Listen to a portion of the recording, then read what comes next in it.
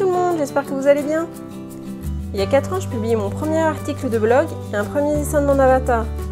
Depuis, je redessine cet avatar chaque année pour voir ma progression. Je me rappelle que l'année dernière, je m'étais dit que je n'arriverais certainement pas à faire mieux l'année prochaine, parce que là, c'était vraiment pas mal ce que j'avais fait. Et pourtant, j'ai toujours la surprise de trouver mon dessin mieux que celui de l'année d'avant. Je pense en fait que c'est dû à plusieurs choses.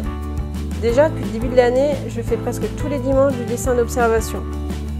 Je vais par exemple sur la page DeviantArt de Shenchi Stock, je prends une dizaine de poses et je les recopie assez rapidement, sans vraiment détailler les visages, les pieds et les mains.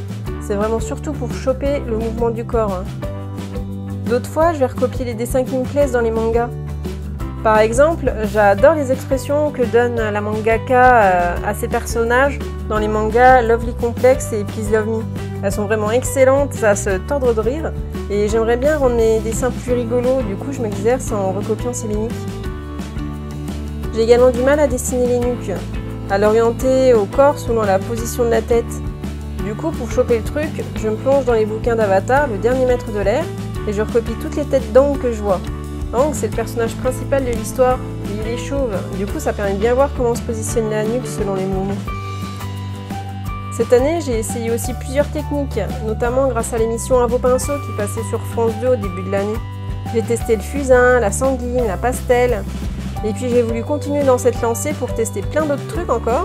Et j'ai essayé le stylo blanc sur le papier noir, les crayons de couleur, l'acrylique, le papier à gratter. J'ai voulu m'ouvrir à d'autres horizons, quoi. Il faut dire aussi que depuis octobre 2016, j'ai une tablette à écran, et du coup je prends plus de plaisir à tester les choses. Comme pour le dernier dessin que j'ai fait d'Eleven avec un style sans line, ou le style un peu plus chibi que j'essaie de donner à mon avatar pour les strips. Et puis depuis quelques temps, et comme pour l'avatar que je suis en train de redessiner là, j'essaie de faire mon line avec un pinceau différent d'habitude. Celui d'avant ne me plaît plus, je le trouve trop linéaire, pas assez vivant. Je voudrais vraiment quelque chose entre guillemets de moins parfait. Bref, je sais que tous les autres illustrateurs disent la même chose, mais c'est vrai qu'il n'y a pas à dire, il n'y a qu'en dessinant régulièrement et en essayant parfois de sortir de sa zone de confort qu'on s'améliore.